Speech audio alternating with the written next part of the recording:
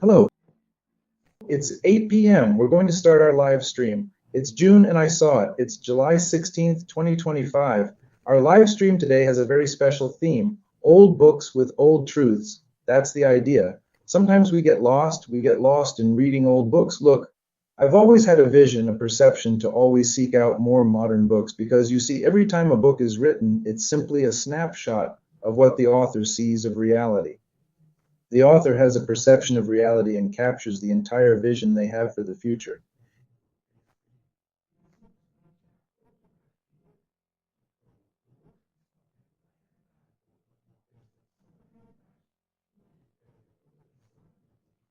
In the perception of reality that he is in and takes a photograph.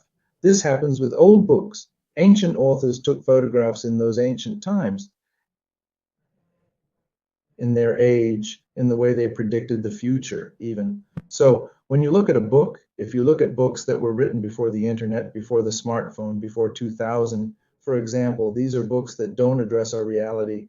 Why are they old books? They don't have the problems. The author didn't see the problems in our reality. So sometimes a reissue can pose new problems. But old books basically talk about old problems from ancient times and were useful for that time, not for our time.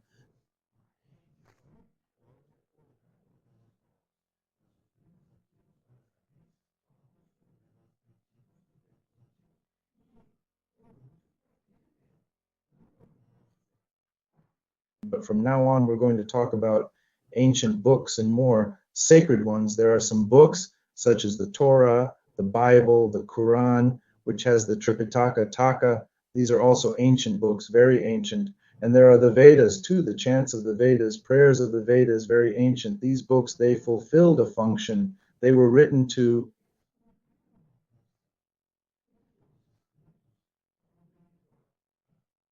And this function they fulfilled was a vital organization in a time of chaos, of collective suffering, and the absence of systems. There were no systems, no democracy, no tyranny, no monarchy, no, there was no system, and the people were suffering and in chaos. There was a need for order, for organization, and these books were created to try to establish some order. Some books, like the Bible, were taken from other books. The Torah also contains extracts from other books. They came together to try to establish order for that time where there were no systems. Things have changed.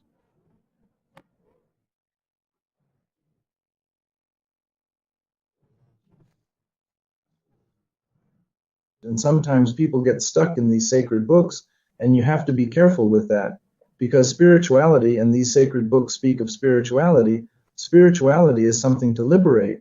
And these books are used by pastors, priests, gurus, and whoever. They are used for control.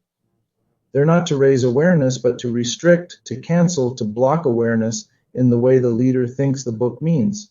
And this is amazing. You have a book, and it doesn't matter what the book says. What matters is what the leader wants the book to say.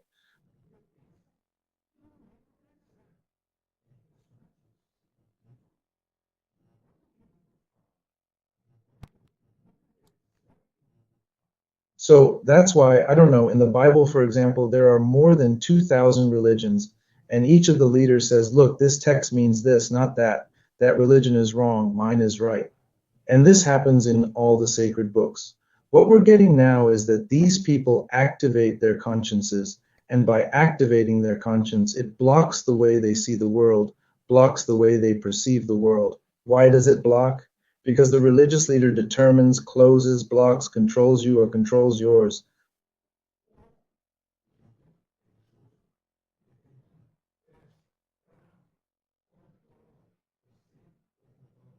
Followers have a single consciousness embedded in an interpretation given by the leader. And this is a very serious problem because it blocks consciousness. Another important thing about sacred books, which is worth mentioning, is that they sought, at the time they were written and how they were written, precisely to alleviate the chaos and suffering of the population. It was a sacred book. We must respect the sacred books of humanity. In fact, we must respect them. We don't respect them when capitalism comes along and tries to profit from sacred books. That's what's happening today.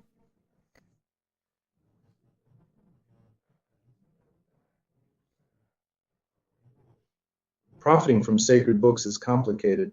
But respecting sacred books was very important in their time, not anymore. Consciousness has changed.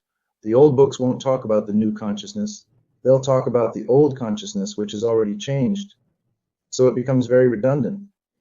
What happens that's interesting when you have an activated consciousness?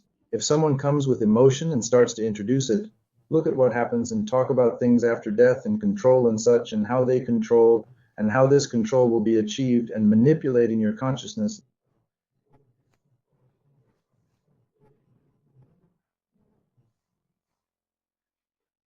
There's something they call apos. I already told you, apos is an extension of proprioception. Proprioception. It's the second part of the human mind. The human mind is like this: interoception, deep feelings; proprioception, the perception of the body within a space.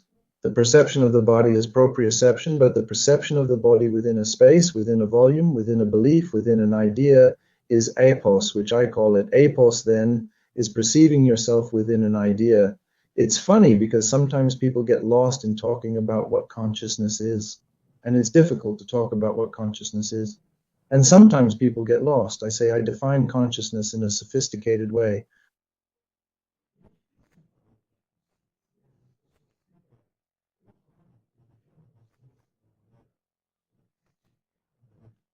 Consciousness is the movement that is perceived to be produced in the metabolism. It's a bit complicated. Let's put it in a simpler word: consciousness. You have the mind, interoception, feelings, visceral homeostasis.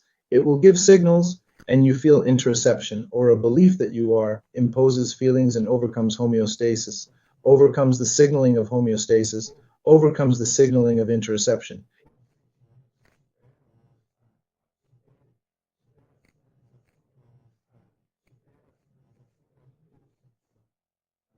You're always straining addiction with your emotions and your beliefs. At this moment, I have interoception and proprioception. Mind, the mind is there. What is consciousness?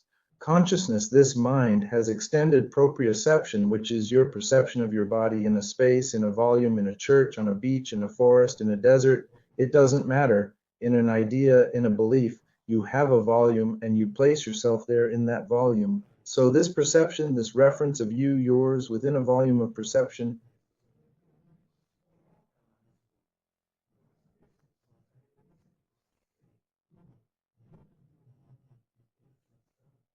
and this perception can be theoretical, it can be in a dream. For example, you are inside the dream and you place yourself in the volume, you project yourself, you perceive yourself there.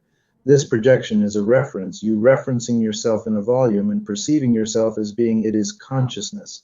Consciousness is a reference. Consciousness is your place of speech. It is where you see the world from, inside the mind. There is no consciousness without the mind. Consciousness is inside the mind. It is a reference within this world, within the human mind, within the mental hyperspace, I will say. And there's a reference there, which is you there, which is the apos. I call this apos. And it is you referring there then to consciousness. What does that mean? If you're in a quiet place and suddenly your son or your daughter or your father or your mother calls you, and suddenly in that quiet place you have a mind in that place, and there's a calling that you are a father or you are a son, which one are you? In that calling, you position yourself as a father. Did you notice? Father consciousness is a positioning in the father's position. It is a place of speech. It might not be a very original place to speak because suddenly you pretend to be something you're not, but it is a place to speak. Consciousness, in my understanding, is when you put yourself in the shoes of the actor you'll be playing in the next moment. That's consciousness. To put yourself in that actor's shoes, you have to have a mind. You have a mind, consciousness. When you go to the doctor, they'll just test your mind. Hi, who are you? I don't know what. And then they say, is this patient conscious or not conscious? Okay. But even conscious, you can have several different consciousnesses. When you reference a consciousness, you now have a consciousness referenced in your place of lack. Let me explain this a little better. A very practical example. When you go to a place And when you enter the place, you perceive the place, you perceive the type of acts there, and then you behave in that place as the place wants you to behave. And your body movements and expression are in coherence with the place. So you have adapted to the place.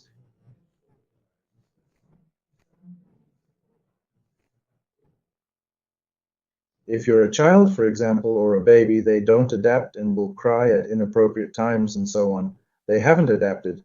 But the child grows and will learn that each place has its own behavior due to human beings. Humans behave differently in different places. They don't adopt one behavior, the same behavior for all places. You're one thing in the bathroom, you're another thing in the kitchen, you're another thing in bed, you're another thing in the forest, in the desert, you're another thing at a soccer game. You change your behavior with awareness. When you have an activated consciousness with great emotion, you lock it. When I take a sacred book and put great emotion in you, I lock it with emotion in you. I hold you and you change your mind and take your belief with you. Belief and faith are tools to use in doing.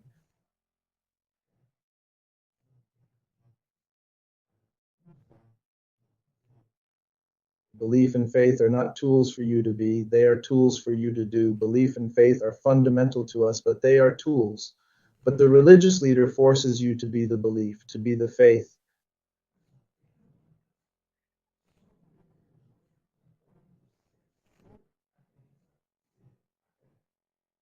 Then you're stuck. That's the only problem because the religious leader is talking about that moment in that church, in that place. You don't take that outside, you take it because you learned good behavior and assimilate that behavior outside, but you don't get hit there.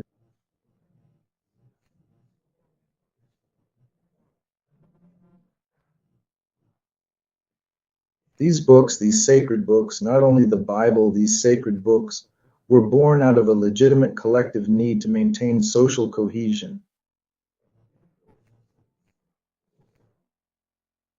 I taught some boundaries and created a symbolic sense of belonging among all participants to create a symbolic sense. And that's really cool. This symbolic sense of belonging happens because the information from the leader and everyone else starts to be similar. The speech is similar. This creates belonging. This belonging I'm talking about comes from the choir and human sense. Human sense was an inspiration I got from the choir and the sense. It's bacteria, but if the information is the same, the bacteria start to move together. If it's a flock of birds, they move similarly. If it's a school of fish, the same.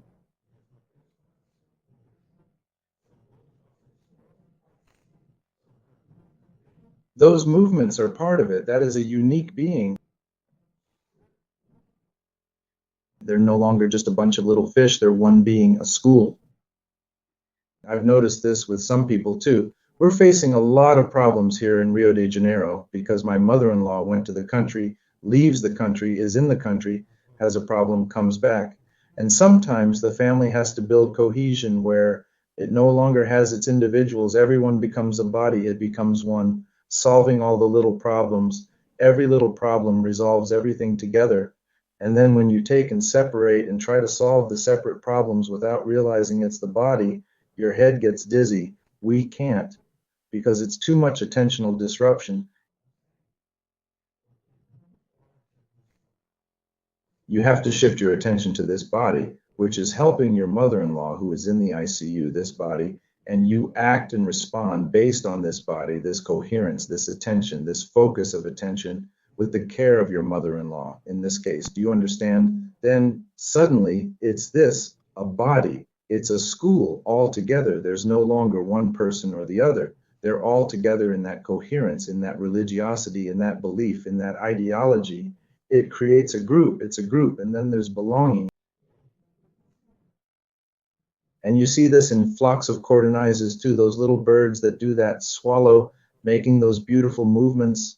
When you're in these flocks, it's impressive in the sense of belonging. These little birds, they maintain their distance from the front. The distance, they don't reduce the distance, they respect that distance, but the distance from the sides, they go, they approach and move away. I mean, when you belong to an ideology, a group, a church, or like the author in Joinville, to a problem that we have to solve, there's a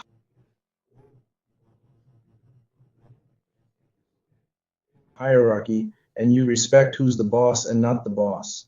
You have a natural hierarchy of belonging, and you respect each other.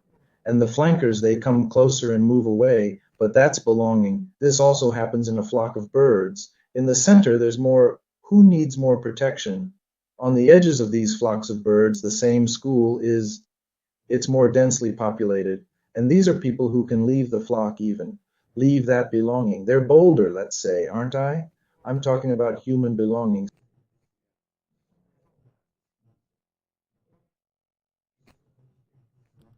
So when information comes, when a belief comes, when faith comes, you're part of a human group. But when a problem arises, like I'm facing today, we become one too. It's a human group of belonging. This group could be ideological, it could be spiritual, I don't know, a lot of things, or it could be under the control of a guru, a pastor, a spiritualist, someone, I don't know, someone who's controlling the group and then blocks the group. And I'll show you how to block the group in a moment. How do you block the group?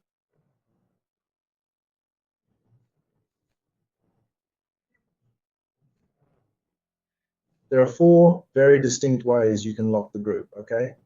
The important thing now is that this sense of belonging you have is part of the information you receive and accept. Everyone wants to belong. Favor zone. So when you join the group, you go to the middle of the group. You don't question some things. You're in the middle of the group, ideological, religious. It doesn't matter because you want to live. Everyone wants to live. Human beings seek from birth a field of emotional security where they can form their self. In these ideological groups, you go to the center of the group and stay there, but the group is killing you. Yes, but while you're there in that place, in that culture, it's necessary. The thing is, when you leave the group, you cease to have that belonging and belonging to other groups. And this is important. Sacred books offered a field that formed the tensional selves. It regulated the tensional selves at that time. But religious groups use texts as a tool for stagnation of consciousness. They don't allow you to have consciousness beyond what is spoken in that religious group. They use the sacred book and block your consciousness. There is no longer any expansion of consciousness. You have to follow literally what is there because you have an activated consciousness. Okay, but why do I have an activated consciousness? What emotion is gripping me?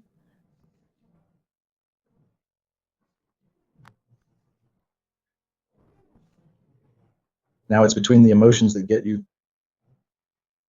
Economy of faith, where profits are made from sacred books. I'm going to get a bunch of people to follow my religion. I'm the guru, I'm the pastor, I'm the priest, I'm the bishop, whatever I am. I want this bunch of people following a fixed religion that I define as what it is.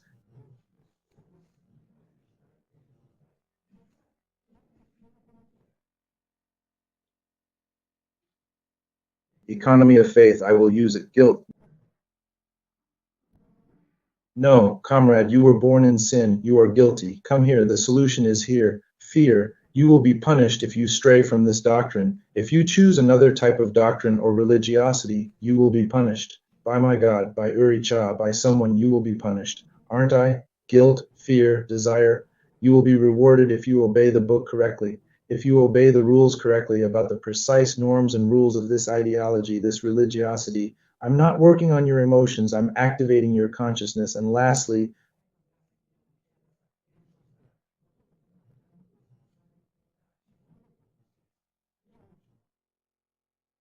belonging. Outside of here, you'll be lost. No one wants you.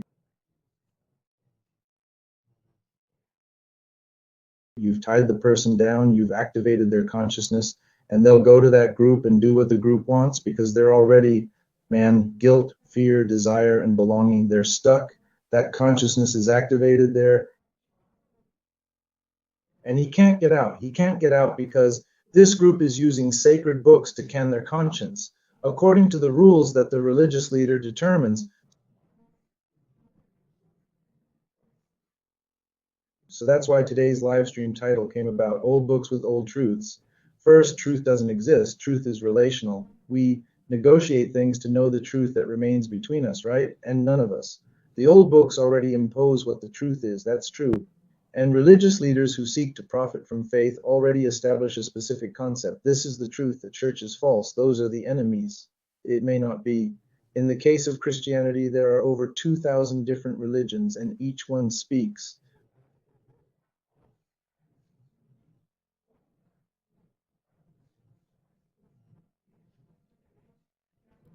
which is true and the other is false. I'm quiet. It's being used in the Holy Book to simply control the Quran too, the Torah too, all the holy books. Leaders are sometimes using this book simply to direct, to catch and control these people. Okay,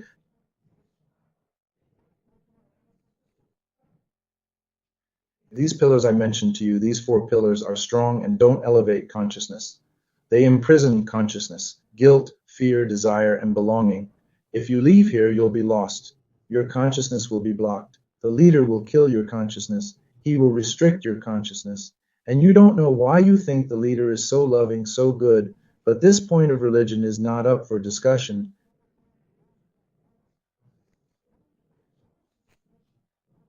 Maybe you'll learn something in heaven. I'll even use your benefits for after death.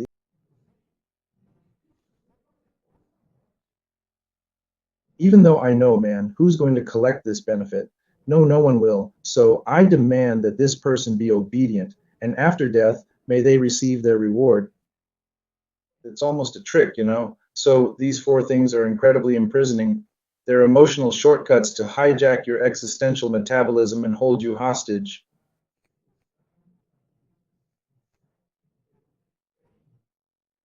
Oops, I mentioned metabolism. Yes, but the economy of faith isn't about words, guilt, fear, desire, or belonging.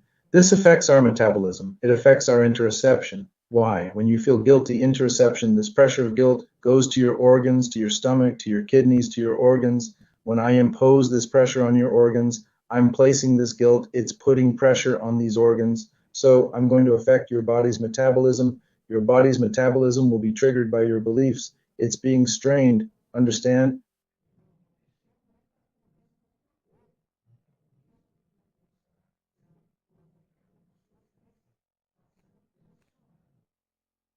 That's why I say this. He will hijack the existential metabolism and hold it hostage. It will create an existential void. I have to be here. There will be needs. There will be pressure and then relief. You will work on these pressures. You have to be smart enough to know I'll go with this religiosity. I'll fulfill my faith, my belief. I'll sing my hymns. I'll give my praise. I'll feel good because I have religion. I have faith. I'm not faith. I'm not religion. I have tools of belief and faith, but I'm not them and I don't get lost in them. And if the leader wants to lead me this way or that, I have the good sense to say, hold on, man, there are many religions.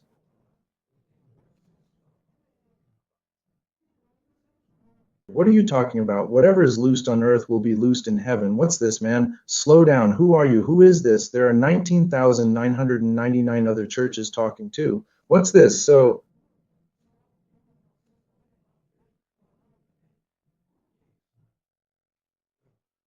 the structure, when you are held hostage by an external symbolic structure, which is the interpretation of a sacred book, you impose tensions on your body. By imposing tensions on your body, your mind changes. Good, right? You put tensions in the body, tensions and feelings, and the mind changes. When the mind changes, the mind is the space where consciousness will reach. Consciousness already has a restriction on being, closed, canned consciousness on top of a mind that is restricting the body itself. Understand? That's the idea I wanted to convey to you. Children are born without fear or dogma. Over time, you instill dogmas and fears, which put pressure on the body. This pressure on the body creates a restricted mind, and within this restricted mind, consciousness will reference itself. But there's already mental restriction. Understand? There's already mental restriction because there's already pressure on the body of anxiety, guilt, fear, desire, and belonging. I need this belonging. If I don't belong to the group, I'll feel bad and become anxious again. Understand? This is very powerful. Look, time has passed since this sacred book. Consciousness has evolved greatly. It's not the book that frees you, although good books are always good for us to read. It's not the book that frees you, it's the body that awakens.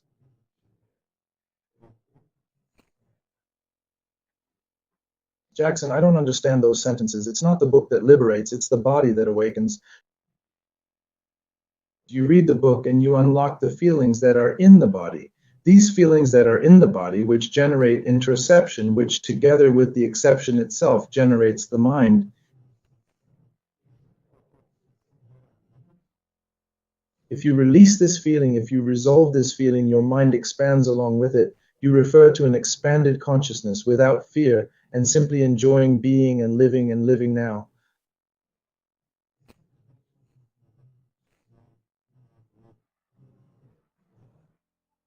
No, look, time passes. I don't know what. No, it's now. You live better now with your faith and your beliefs, but no longer manipulated. You have faith and you have belief. You won't be manipulated in your faith and your beliefs, nor will you be manipulated by any holy book. And if you want to read something cool, try reading a book after 2020. No, read books backward. Read books that talk about our culture, our way of being, our way of living. It's changing so fast. It's changing so fast. And we already have so many problems.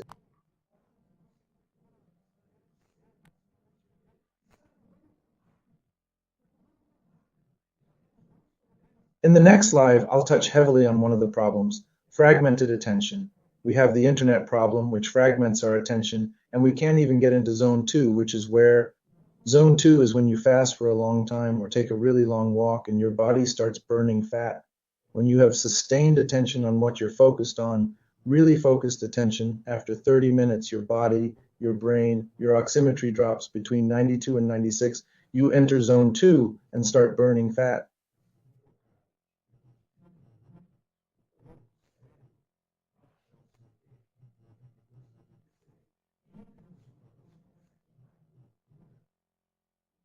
But then you get interrupted by Facebook, Twitter, or something, it's broken. And it takes 20 minutes to get back in there. Fragmented attention destroys our health. It destroys our health. So when you read new books about this scientific stuff with real evidence showing, man, new books will show you techniques so you don't become a hostage to social media, a hostage to fragmented attention. You'll have more focused attention. You'll be able to engage with enjoyment.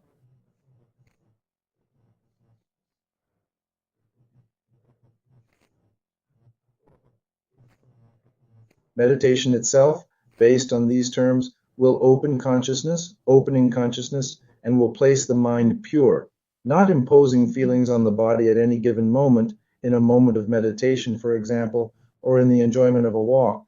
Not imposing feelings on the body will leave the mind free, purely in a prescriptive consciousness. You analyze things from it without the pressure on the body, without the pain in the stomach, without the anxiety imposed by a belief, by a doctrine from the old books. You free yourself slowly, you free yourself, and your consciousness expands, expands, expands, and you will build a path that no one knows what it is, because it's a path that depends on your DNA. It depends on your consciousness, your DNA, which is your intelligence and the flow of that DNA in life. And you flow in life and flow, and you will show the world what it's like. And you perceive the world through your DNA, not through the old books they want to put you in, within a consciousness, in a very restricted box. That's all I wanted to leave you with this week.